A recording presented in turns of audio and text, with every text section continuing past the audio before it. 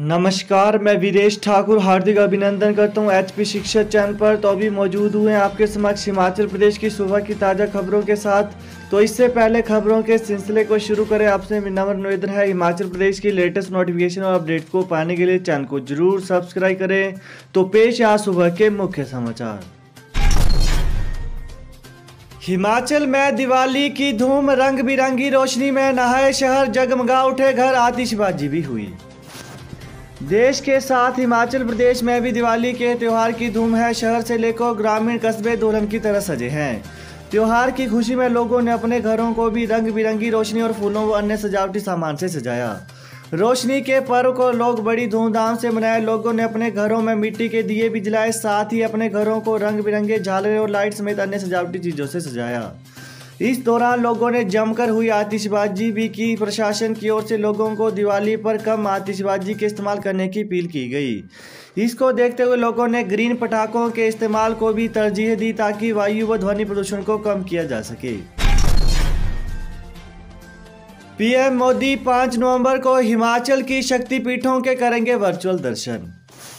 दिवाली के बाद 5 नवंबर को गोवर्धन पूजा के दिन प्रधानमंत्री नरेंद्र मोदी मंडी के प्रसिद्ध मंदिर बाबा भूतनाथ समेत प्रदेश के मंदिरों और शक्तिपीठों के लाइव दर्शन करेंगे।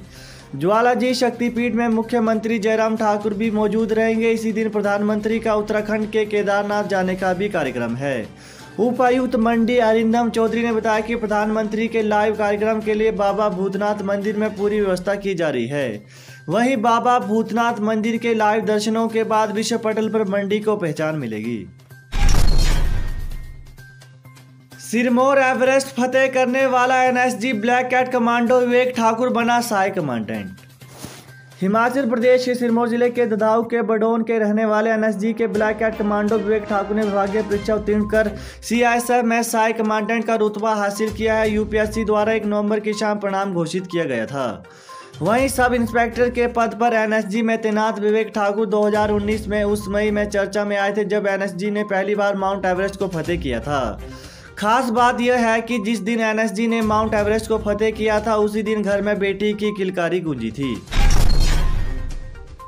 हिमाचल में एचआरटीसी व निजी बस में भिड़ंत, जानी नुकसान नहीं।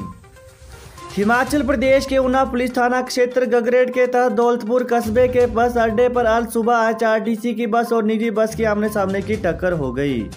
आज सुबह पेश आए इस हादसे में एचआरटीसी सहित निजी बस का शीशा चकनाचूर हो गया। हालांकि गनीमत यह रही कि दोनों बसों में कोई भी सवारी मौजूद नहीं थी। दुबई में नौकरी का मौका, 6 और 7 नवंबर को यहां लगेगा रोजगार मेला।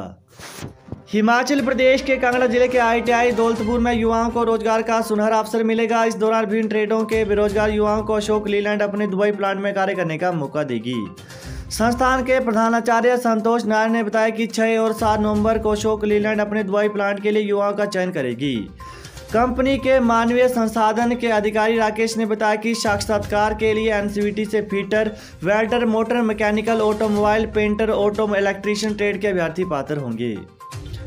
वहीं उन्होंने बताया कि अभ्यर्थी की आयु 18 से 30 वर्ष के बीच होनी चाहिए। अभ्यर्थी के पास पासपोर्ट होना भी अनिवार्य है।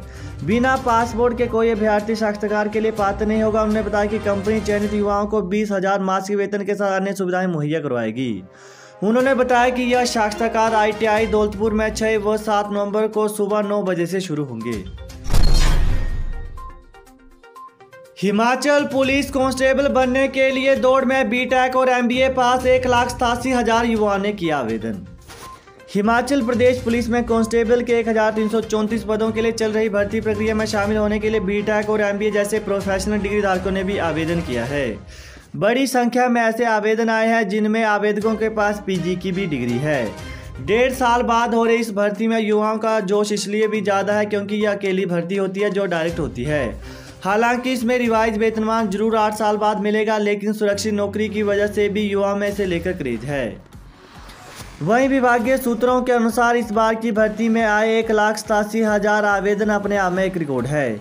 लेकिन रिकॉर्ड आवेदन के पीछे 2 प्रमुख कारण हैं, जिनमें पहला है कि भर्ती करीब 1.5 साल बाद हो रही है और दूसरी प्रमुख वजह यह है कि युवाओं को भर्ती में शामिल होने के लिए आयु सीमा में 2 साल की छूट दी गई है। इसकी वजह से ज़्यादा संख्या में युवा आवेदन करने के लिए पात्र बन गए हैं।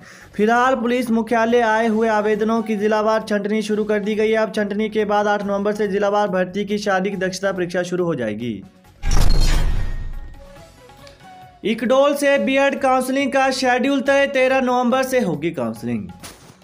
इक्डोल ने शैक्षणिक सत्र 2021-22 में बीएड कोर्स में प्रवेश के लिए काउंसलिंग शेड्यूल जारी कर दिया है। 18 से 13 नवंबर तक विश्वविद्यालय के इक्डोल भवन में काउंसलिंग होगी। इक्डोल बीएड प्रवेश कमेटी के चेयरपर्सन प्रोफेसर कुलदीप सिंह कटोच और समन्वयक डॉक्टर सुरेंद्र कुमार शर्मा ने बताया कि तय किए गए शेड्यूल के अनुसार 8 नवंबर को पीजी और यूजी क्वालिफाइंग परीक्षा के प्राप्त अंक के आधार पर सामान्य, एससी, एसटी, दिव्यांग और आर्थिक रूप से कमजोर वर्ग से संबंधित पात्रता परीक्षा में सामान्य वर्ग में 50% और आरक्षित वर्ग में 45% या इससे अधिक अंक अर्जित करने वाले अभ्यर्थी की मेडिकल की 10 से 12 बजे तक काउंसलिंग होगी। बड़ा फैसला, हिमाचल सरकार ने पेट्रोल डीजल पर कम किया वैट, जाने नए दाम।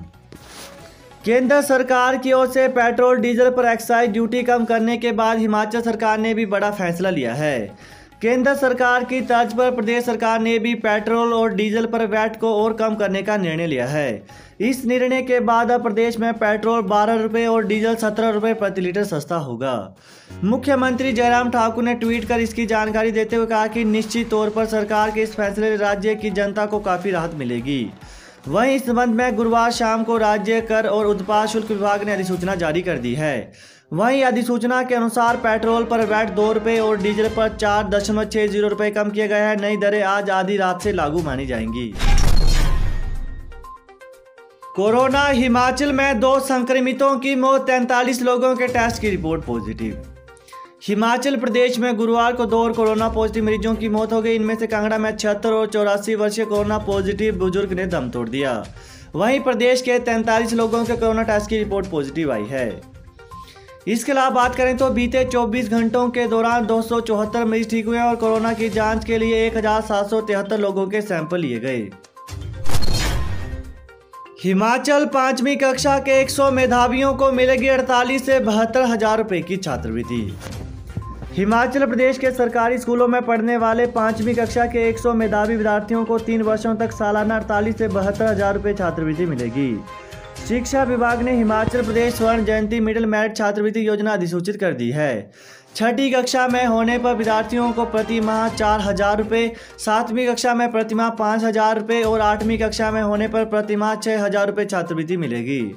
सरकारी स्कूल में लगातार पढ़ाई करने और 5वीं कक्षा में 75% हाजिरी पूरी करने वाले विद्यार्थी छात्रवृत्ति योजना में शामिल होने के लिए पात्र होंगे। वहीं विद्यार्थियों का चयन SCERT सोलन की ओर से ली जाने वाली परीक्षा के आधार पर होगा। हिमाचल 8 नवंबर को कैबिनेट की बैठक, कोरोना बंदिशों स्कूलों के संचालन पर होगा फैसला। मुख्यमंत्री जयराम ठाकुर ने कोरोना संक्रमण के चलते फिर हिमाचल प्रदेश में बंदिशें लगाने के संकेत दिए हैं। जयराम ठाकुर ने 8 नवंबर को राज्य मंत्रिमंडल की बैठक बुलाई है। आगे क्या करना है इसी पर फैसला लिया जाना है। स्कूलों के संचालन को जारी रखने या न रखने पर भी कैबिनेट में फैसला लिया जाएगा। तो यही थी हिमाचल प्रदेश की सुबह की ताज़ा खबरें। तो हिमाचल प्रदेश की लेटेस्ट नोटिफिकेशन और अपडेट्स को पाने के लिए चैनल को जरूर सब्सक्राइब करें। Thanks for watching. जय हिंद, जय हिमाचल।